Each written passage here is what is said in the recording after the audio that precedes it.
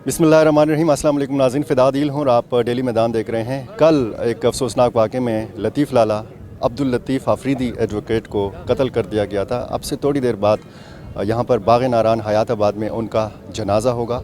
बहुत सारे लोग अभी से आना शुरू हो गए हैं। हम आपको जनाजे के मनाज़िर भी बताएंगे और इस जनाजे में जो शरीक शख्सियात हैं उनसे भी कोशिश करेंगे कि उनसे बात कर सकें और कोशिश कर सकें कि आपको बताएं मुख्तलिफ़ पहलू लतीफ़ लाला की ज़िंदगी के, उनकी शख्सियत के और उनके कैरियर के हवाले से, उनकी जद्दोजहद के हवाले से हमारे साथ रहिए।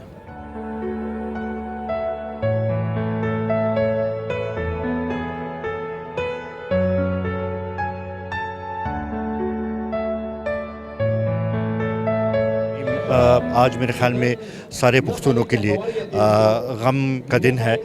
लतीफ़ लाला ने एक बहुत बड़ी जद्दोजहद की है और पुख्तूनों के इत्तिफ़ाक़ के लिए और पुख्तूनों के हकूक़ के लिए उन्होंने एक बड़ी लंबी जद्दोजहद की।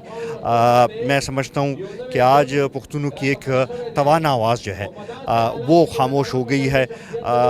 हम ये चाहते हैं कि उनके जो ख़ानदान है और उनके जो दोस्त हैं वो उनकी लेगेसी को आगे बढ़ाएं और ये इस वक्त की ज़रूरत है। यहाँ पे ऐसे हालात में जब एक नई जंग की सफ़बंदियाँ हो रही हैं, ऐसे में इस सरज़मीन की और पख्तून काम की एक मौसर आवाज़ को जो है ना यहाँ पे कत्ल किया गया है, तो हम ये समझते हैं कि ये सिर्फ लतीफ़ लाला का कत्ल नहीं है बल्कि यहाँ पे पख्तून सरज़मीन पे बसने वाली तमाम कौमियतों का कत्ल है, जिसका अज़ाला किसी सूरत जो है ना वो नहीं हो सकता। लतीफ़ अफरीदी जिसने यानी हम पश्तून उसको लाला कहते थे, लाला बड़े भाई को कहते हैं, मतलब पूरे पख्तून बेल्ट के लिए हमेशा उन्होंने इंसानियत, कौम का खिदमत हो, इंसानियत की खिदमत हो, वतन का खिदमत हो, हमेशा उन्होंने के साथ बातें की है तो यही सुना है, उसको अमल करते देखे है तो यही देखा है।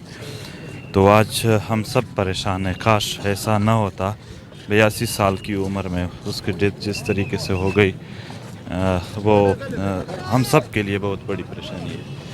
और आप क्या समझते हैं कि ये खला पुर हो सकेगा? और उनकी कैरियर के हवाले से, उनकी पॉलिटिकल जो स्ट्रगल थी उस हवाले से क्या पख्तूनों के लिए खास? मेरे ख्याल में ऐसा बाजुरत और बहादुर इंसान ना, और वो इतना बड़ा तजर्बा हो उसका, शायद दूसरा न मिले हमें।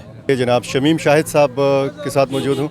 शमीम साहब, बतौर सहाफ़ी आपका बहुत करीबी राब्ता भी था लतीफ़ लाला के साथ। कैसा इंसान पाया? उनकी जो पॉलिटिकल स्ट्रगल थी और माहिर कानून भी थे ज़ाहिर है, तो क्या कहेंगे? मैं समझता हूँ कि लतीफ़ अफरीदी की जो मौत है ये पूरे सिर्फ एक उनकी जो बिरादरी है या उनकी जो पार्टी है या उनका जो ख़ानदान, उसके लिए नहीं, मैं समझता हूँ कि पूरी खैबर पख्तूनख्वा और पाकिस्तान के लिए बहुत बड़ा ज़िया है। लतीफ़ अफरीदी को मैंने सहाफ़ी जब 1986 में हमने यहाँ पर जर्नलिज़म शुरू की तो जर्नलिस्टों पर जो भी मामला आया तो लतीफ़ अफरीदी ने उसमें मुफ्त का किरदार अदा किया। मुफ्त वकील था, वो PFJ का भी वकील रहा है, वो खैबर यूनियन ऑफ जर्नलिस्ट का भी वकील रहा है और वो सेप्मा का भी वकील रहा है।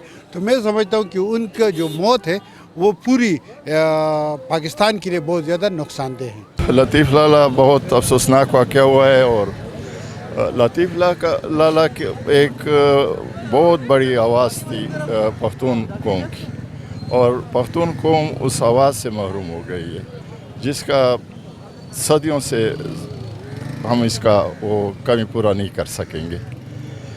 नहायत ही अफसोसनाक वाक़या, और इस उम्र में इसके साथ ऐसा जुल्म करना बहुत ही अफसोसनाक है। और सबसे बड़े इंसान तो फ़ानी है, आनी जानी हमने जाना है सब ने, लेकिन ऐसी आवाज़, ऐसी शख्सियत जिस पे कौमें बनती हैं, ऊपर उठती हैं, ऐसी आवाज़ को दबाना नहायत ही अफसोसनाक और दर्दनाक वाक़या है। मोहसिन दावड़ साहब के साथ मौजूद हूँ। क्या कहेंगे लतीफ़ लाला की शख्सियत के बारे में, उनकी जद्दोजहद के बारे में? देखिए जी, पूरी ज़िंदगी ही उनकी जद्दोजहद से भरी हुई थी और ज़िंदगी के आखिरी लम्हे तक वो उम्र रसीदा होने के बावजूद 80 साल की उम्र में भी वही फ़ालियत थी जो एक इंसान की अपनी जवानी में होती है। तो एक नाकाबिल तलाफ़ी नुकसान है सियासत के लिए भी, वकालत के लिए भी, इंसानी हुकूक़ के लिए भी। तो वो मैं अल्फाज में बयान नहीं कर सकता। آپ کے ساتھ بڑا آخر میں ساتھ بھی رہا. وہ ہمارے تو وہ سب کچھ تھے. وہ ہمارے استاد بھی تھے, وہ ہمارے رہبر بھی تھے. زندگی میں بہت کچھ سیکھا.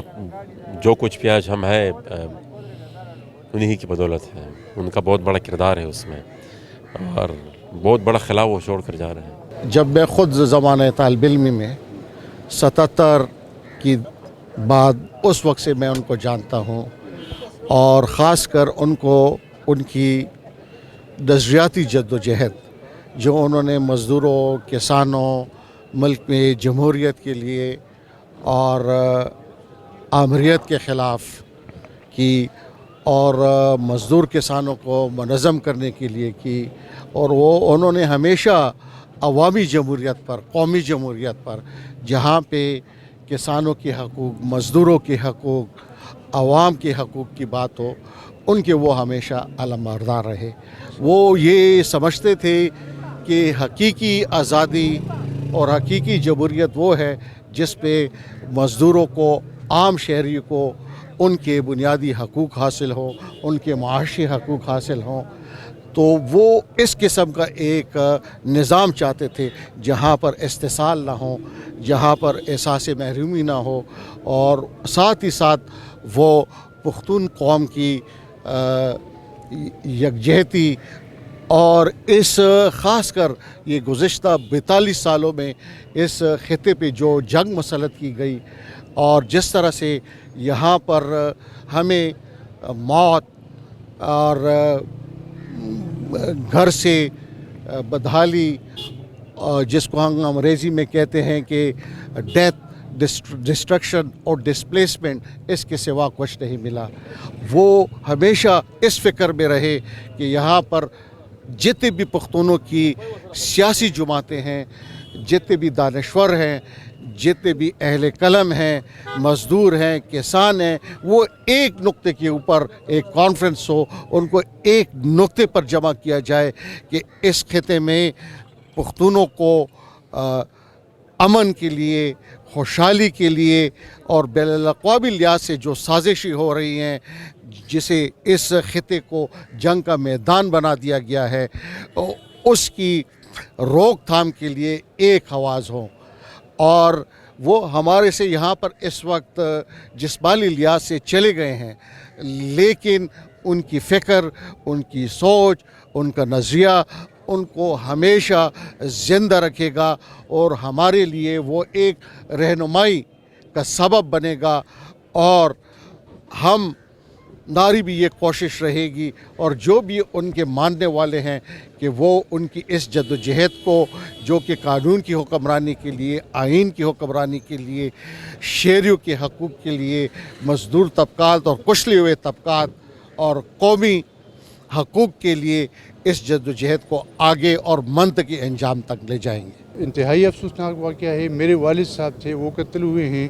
تو ان کی قتل سے جو خلا پیدا ہوا ہے وہ صرف میرے گھر میں خلا پیدا نہیں ہوا, پورے فریٹرنیٹی, لیگل فریٹرنیٹی میں خلا پیدا ہوا ہے. وہ ایک سیاسی کارکن تھے, سیاسی پارٹی میں تھے, وہ غریبوں کے آسرا تھے, مزدوروں کسانوں کے لیے انہوں نے پچھلے 55-60 سال سے جو ہے وہ جد و جہد کی تھی. اور ہمیشہ انہوں نے جلسوں میں, جلوسوں میں, میٹنگز میں, عام لوگوں کو ملاقاتوں میں یہ کہتے تھے کہ خدا را ان دشمنیوں سے اپنے آپ کو بچائیں, خدا کے لیے ان دشمنیوں کو ختم کریں, یہ چھوٹی چھوٹی باتوں پہ ایک دوسرے کو قتل مت کریں. تو وہ خود اس چیز سے لوگوں کو منع کرتے تھے. لیکن بس پختون معاشرہ ہے, قبائلیت ہے, تو ہم تو قبائلیت 70-75 سال پہلے تیرا میں چھوڑ کے آئے ہیں, لیکن وہ قبائلیت ابھی تک ہمارا پیچھا نہیں چھوڑ رہی. تو یہ قبائلی مسئلے ہیں, ہمارے قبائلوں میں چھوٹی چھوٹی باتوں پہ ہوتے رہتے ہیں. میں آپ کو ابھی برحلف کہتا ہوں کہ ان کا کسی بھی قسم سے کرمنل ایکٹ سے یا کسی جرم سے کوئی واسطہ نہ ماضی میں رہا ہے, نہ ابھی ہے, اور نہ ابھی موجودہ کسی قسم کے اس میں ملوث رہے ہیں. اگر ان پہ کوئی FIR ہوا تھا تو ان میں بھی وہ ابھی پچھلے مہینے ہم سب بری ہوئے تھے. تو جب عدالت ایک بندے کو انصاف دے دیتی ہے, وہ بری ہو جاتا ہے, تو خدا رہا اس کے لیے اس کے بعد پھر اس کو قتل کرنے کی ضرورت نہیں رہتی. سیکیورٹی کے انتظامات سے میں یہ کہوں گا کہ یہ पूरी रियासत के लिए, रियासती इदारों के लिए, अदलिया के लिए, हमारी जो कानून की वो बिरादरी है उसके लिए एक बहुत ही बड़ा लम्हा फ़िक्रिया है कि अगर लतीफ़ लाला जैसे लोग जो हैं वो महफूज नहीं है और हाई कोर्ट की बिल्कुल बीचों बीच बारूम में, हाई कोर्ट के बारूम में अगर वो महफूज नहीं है तो कोई आम साइल या कोई आम शहरी क्या महफूज होगा। मैं सिर्फ इतना कहूँगा कि जिन लोगों के हाथ में इक़्तिदार है, हुक्मरान है, उनको ये सोचने की ज़रूरत है कि जो अंग्रेज़ का बनाया हुआ कानून है 100 साल 120 साल पहले का बना हुआ, वो अभी इस ज़माने के तकाज़ों को पूरा नहीं करता।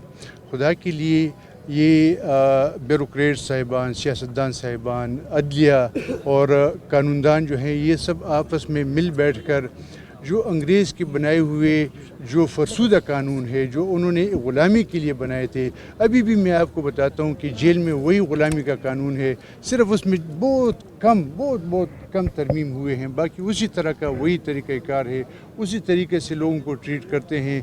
सिर्फ मैं इतना कहूँगा कि ब्लू आइड जो अंग्रेज़ था, नीले आंखों वाला, वो कुर्सी से उतर गया है और उस पर काले आंखों वाला बंदा बैठ गया है, जो बिल्कुल अंग्रेज़ों की तरह अपनी रियासती शहरियों को डील करता है। उनमें और अंग्रेज़ों के डील करने में कोई फ़र्क नहीं है।